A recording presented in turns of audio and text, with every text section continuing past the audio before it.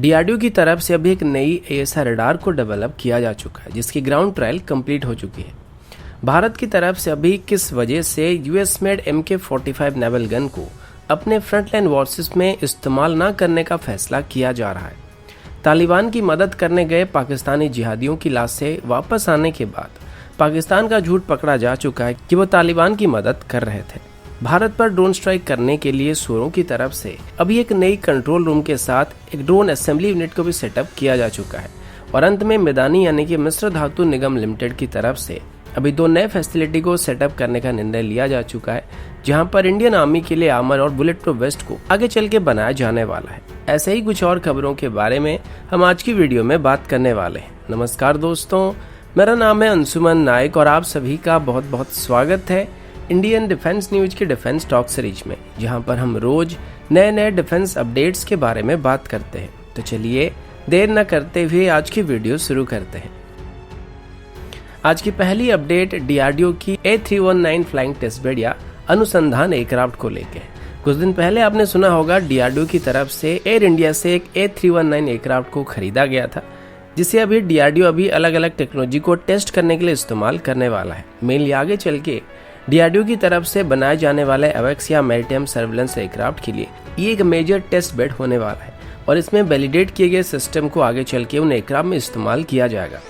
अभी डीआरडीओ की तरफ से इंडियन नेवी के लिए एक इंडिजिनस मैरीटाइम एयरक्राफ्ट को भी डेवलप किया जा रहा है, जिसमें इस्तेमाल करने के लिए एक स्पेसिफिक मैरीटाइम सर्विलेंस रडार को भी डेवलप किया गया था, जिसे आगे चल के एयरबस की C295 एयरक्राफ्ट में इंटीग्रेट किया जाएगा और ये आगे चल के इंडियन नेवी की एक मेजर मैरीटाइम सर्विलेंस प्लेटफॉर्म बनने वाला है। इसके लिए अभी जिस रडार को डेवलप किया गया था उसकी सभी ग्राउंड ट्रायल को कंप्लीट किया जा चुका है, जिस वजह से अभी इसको डीआरडीओ के अनुसंधान एयरक्राफ्ट में इंटीग्रेट करने के बाद इसकी फ्लाइट टेस्टिंग करने का प्लान किया गया है, जिसके बाद इसकी फर्दर फ्लाइट परफॉर्मेंस को चेक किया जाएगा। वैसे ये जो नया एएसआर रडार है इसको नेत्र एयरक्राफ्ट में भी इस्तेमाल किया जाता है और अभी इसकी एक नई वेरिएंट को बनाया गया है, जिसमें बोथ एयर टू एयर और एयर टू सरफेस कैपेबिलिटी मौजूद होगा। लेकिन बेसिकली इसको एयर टू सरफेस मोड में इस्तेमाल किया जाएगा, लेकिन जरूरत पड़ने पर इसको एयर टू एयर ऑपरेशन के लिए भी इस्तेमाल किया जा सकता है।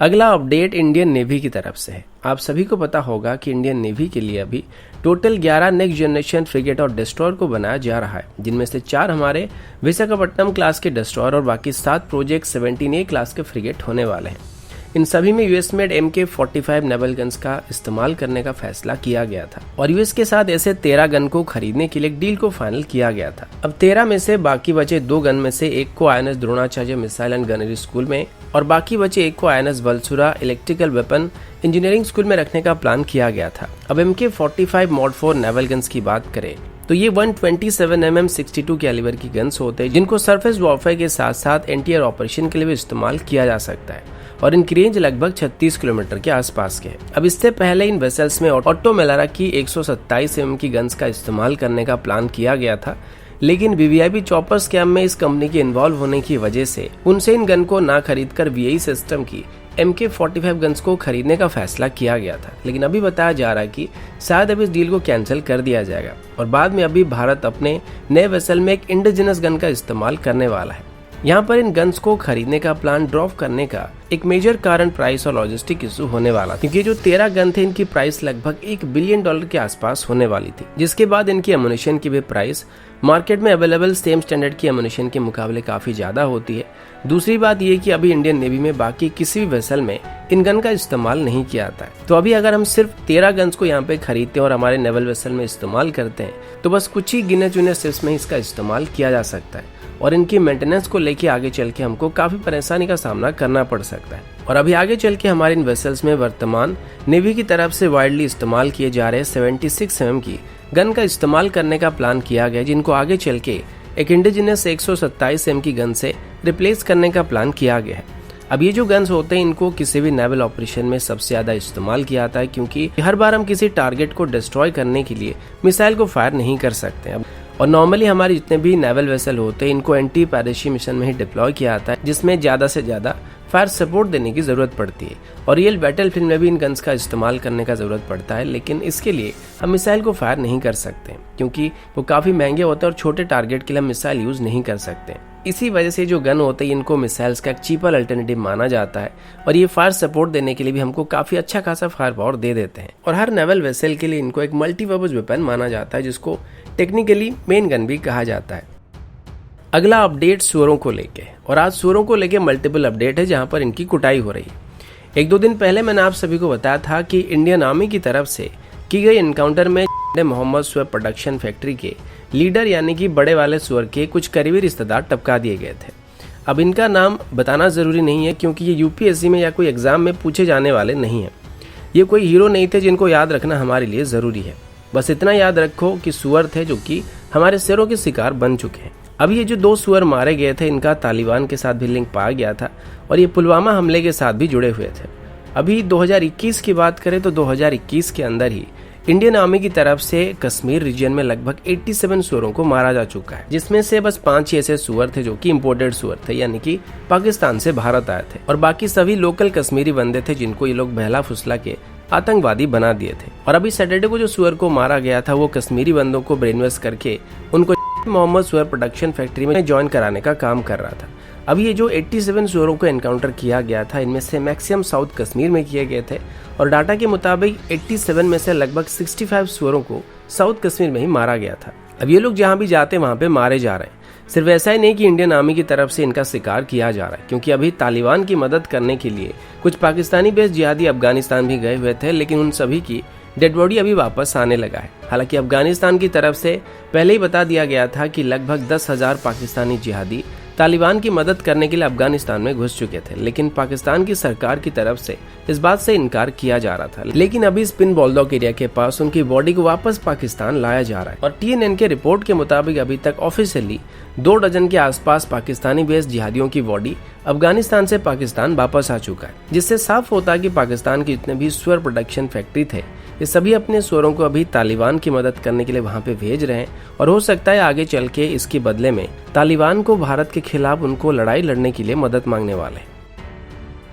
अगला अपडेट एंटी ड्रोन सिस्टम को लेके। आप सभी जानते हैं कि पिछले महीने जम्मू एयरवेज के ऊपर एक ड्रोन स्ट्राइक किया गया था और उसके बाद भारत की तरफ से एंटी ड्रोन सिस्टम को खरीदने के ऊपर और डिप्लॉय करने के ऊपर काफी ज्यादा जोर दिया जा रहा है। इसलिए अभी इन सिस्टम को जम्मू एयरवेज के आसपास डिप्लॉय करने की कोशिश किया जा रहा है, क्योंकि जो इंटरनेशनल बॉर्डर है वो यहाँ से ज्यादा दूर नहीं है, जिस वजह से बॉर्डर के उस पार से सुअर लोग ड्रोन को यहाँ पर भेजने की कोशिश कर सकते हैं। अब जैसे कि प्रीवियस अपडेट में मैंने आपको बताया था कि सैटरडे को मोहम्मद सुअर प्रोडक्शन फैक्ट्री का एक हाई वैल्यू सुअर मारा गया था, तो वो लोग अभी थोड़ा वायलेंटली रिएक्ट जरूर करने वाले हैं। अब सीधे तौर पर तो वो घुसपैठ नहीं कर सकते क्योंकि फिलहाल पाकिस्तानी आर्मी की तरफ से उनको फायर सपोर्ट नहीं दिया जा रहा है और बिना पाकिस्तानी आर्मी की सपोर्ट के ये लोग बॉर्डर पार नहीं कर सकते। इसी वजह से वो अभी ड्रोन की मदद से पिछली बार की तरह हमला करने की कोशिश करने वाले हैं। हमारी इंटेलिजेंस रिपोर्ट के मुताबिक सुअरों की तरफ से अभी सकरगढ़ एरिया में एक कंट्रोल स्टेशन को एस्टेब्लिश किया गया है, जहां से वो सीधे तौर पर ड्रोन्स को ऑपरेट करने वाले हैं और यहाँ पर ड्रोन्स को ऑपरेट करने के साथ साथ इनको बनाने की कोशिश भी किया जा रहा है, यानी कि वो ड्रोन्स को वहीं से LOC पार कराकर हमारे स्ट्रेटेजिक लोकेशन पर हमला करने के लिए इस्तेमाल करने वाले हैं। इसी वजह से अभी भारत की तरफ से जम्मू कश्मीर से लगे पूरी बॉर्डर में एंटी ड्रोन सिस्टम को इंस्टॉल करने की कोशिश किया जा रहा है, क्योंकि अभी इन सुअरों की तरफ से जो नया कंट्रोल रूम को बनाया गया यहाँ पर ये पहले के मुकाबले बड़े और हाईटेक ड्रोन्स को असेंबल करने की कोशिश करने वाले हैं, जो कि ज्यादा दूरी तक जा सकता है और ज्यादा पेलोड को भी कैरी कर सकता है। लेकिन ये जो ड्रोन्स होने वाले इनकी मैक्सिमम रेंज लगभग 20 किलोमीटर के आसपास ही होने वाला है। इसी वजह से पूरी LOC को अभी सिक्योर करने का प्लान किया जा रहा है ताकि घुसपैठ करने वाला हर एक ड्रोन को बॉर्डर के पास ही मार के गिराया जा सके। DRDO की तरफ से डेवलप किया गया एंटी ड्रोन सिस्टम की बात करें तो इसकी रेंज ऑलमोस्ट 4 किलोमीटर के आसपास है और ये बहुत हार्ड किल और सॉफ्ट किल कैपेबिलिटी देने वाला है। साथ ही आर्मी की तरफ से कथुआ और पुंछ सेक्टर में भी कुछ और नए सिस्टम को इंस्टॉल किया गया है, जिसके बारे में ज्यादा डिटेल तो नहीं बताया गया, लेकिन इन सिस्टम की रेंज 500 मीटर के आसपास होने की बात की गई है।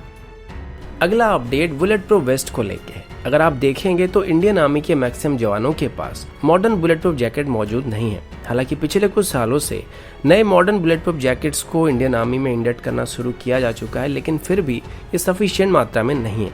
अभी भारत के कई एमएसएमई कंपनीज की तरफ से भी नए बुलेट प्रूफ जैकेट को डेवलप करने की कोशिश किया जा रहा है, लेकिन असल में इन वेस्ट में इस्तेमाल होने वाले मेटल सबसे ज़्यादा मायने रखता है। इसी वजह से मिधानी यानी कि मिश्र धातु निगम लिमिटेड की तरफ से अभी 2 अलग अलग प्रोडक्शन लाइन को खोलने का फैसला किया गया है, जिनमें से पहले यूनिट में टाइटेनियम, निकेल और स्टील अलॉय प्लेट को मैन्युफैक्चर किया जाएगा और दूसरी यूनिट में स्पेशली बुलेट प्रूफ वेस्ट और आर्मर्ड पर्सनल कैरियर में इस्तेमाल होने वाले बुलेट प्रूफ प्लेट्स को मैन्युफैक्चर किया जाएगा। इनमें से पहला प्लांट कांचनबाग में और दूसरा प्लांट रोहतक में बनाया जा रहा है, जो कि आने वाले 2 महीनों के अंदर ऑपरेशनल होने वाले हैं। अभी मिश्र धातु निगम लिमिटेड की तरफ से बताया गया कि हाल ही में हुई भारत और चाइना के बीच टेंशन की वजह से